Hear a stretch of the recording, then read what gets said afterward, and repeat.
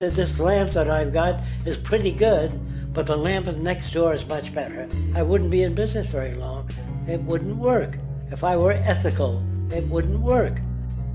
So when you say industry cares for people, that's not true. They can't afford to be ethical.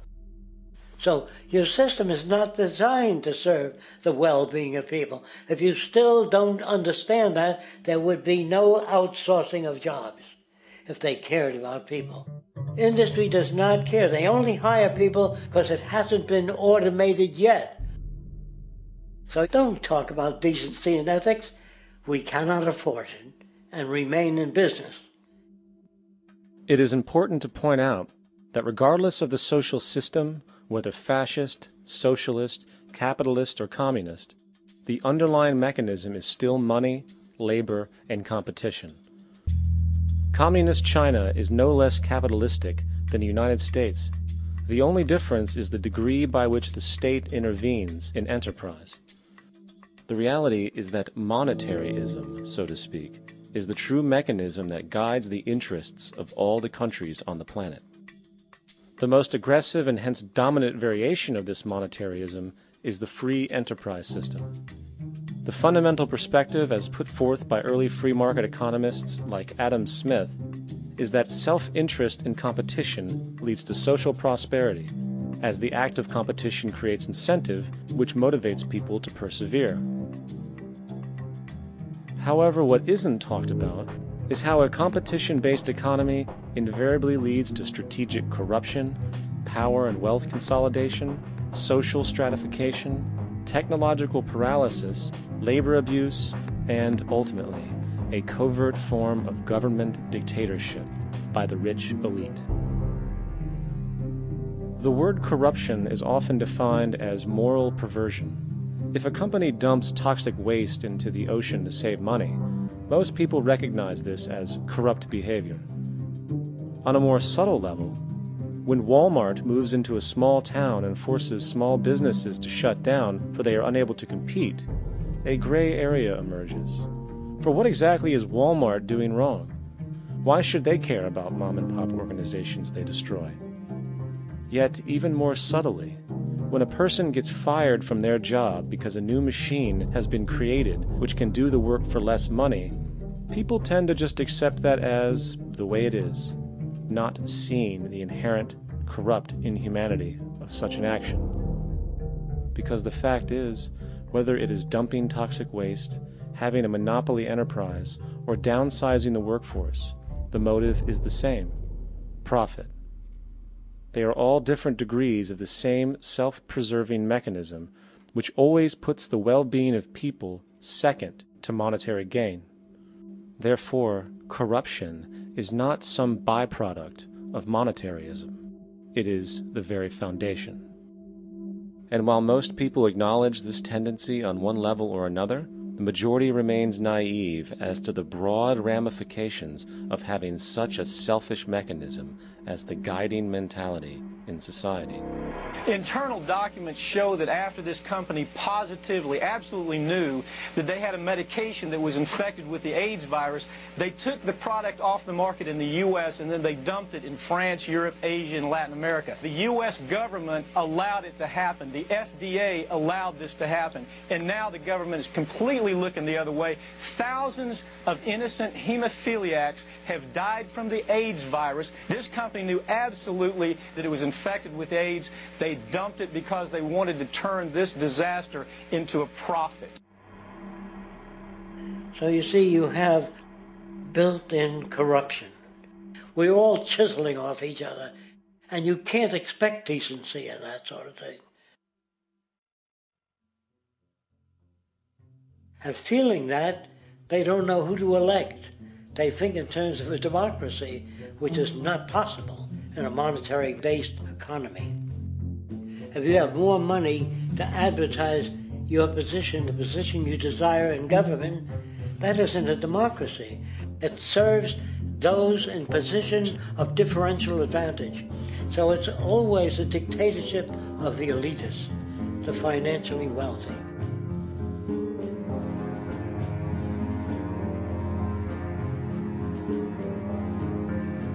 It is an interesting observation to note how seemingly unknown personalities magically appear on the scene as presidential candidates.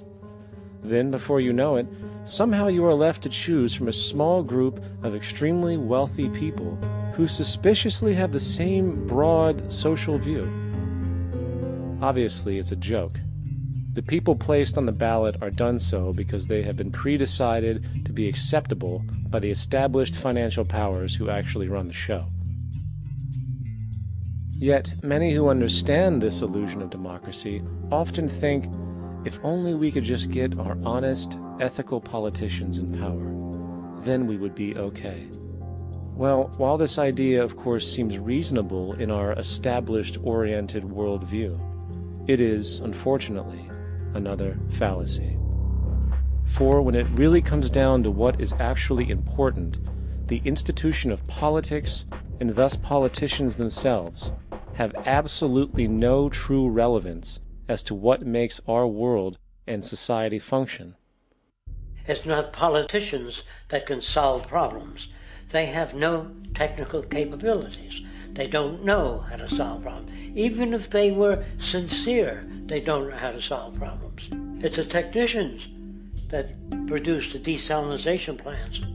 It's the technicians that give you electricity, that give you motor vehicles, that heat your house and cool it in the summertime. It's technology that solves problems, not politics. Politics cannot solve problems because they're not trained to do so. Very few people today stop and consider what it is that actually improves their lives. Is it money? Obviously not.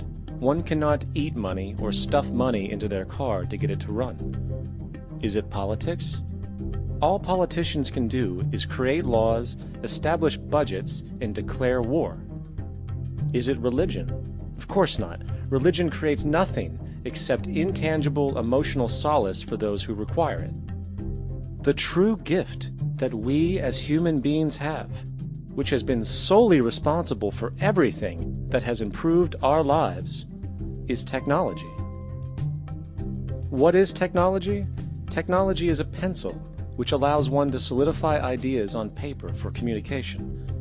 Technology is an automobile, which allows one to travel faster than feet would allow. Technology is a pair of eyeglasses, which enables sight for those who need it. Applied technology itself is merely an extension of human attributes, which reduces human effort, freeing humans from a particular chore or problem. Imagine what your life would be like today without a telephone, or an oven, or a computer, or an airplane. Everything in your home, which you take for granted, from a doorbell, to a table, to a dishwasher, is technology, generated from the creative, scientific ingenuity of human technicians, not money, politics, or religion. These are false institutions. And writing your congressman is fantastic. They tell you to write your congressman if you want something done. The men in Washington should be at the forefront of technology, the forefront of human studies, the forefront of crime, all the factors that shape human behavior. You don't have to write your congressman. What kind of people are they that are appointed to do that job? The future will have great difficulty. And the question that's raised by politicians is, how much will a project cost? The question is not, how much will it cost? Do we have the resources? And we have the resources today to house everyone, build hospitals all over the world, build schools all over the world, the finest equipment and labs for teaching and doing medical research. So you see, we have all that, but we're in a monetary system. And in a monetary system, there's profit. And what is the fundamental mechanism that drives the profit system besides self-interest? What is it exactly that maintains that competitive edge at its core? Is it high efficiency and sustainability? No, that isn't part of their design. Nothing produced in our profit-based society is even remotely sustainable or efficient. If it was, there wouldn't be a multi-million-dollar-a-year service industry for automobiles, nor would the average lifespan for most electronics be less than 3 months before they're obsolete.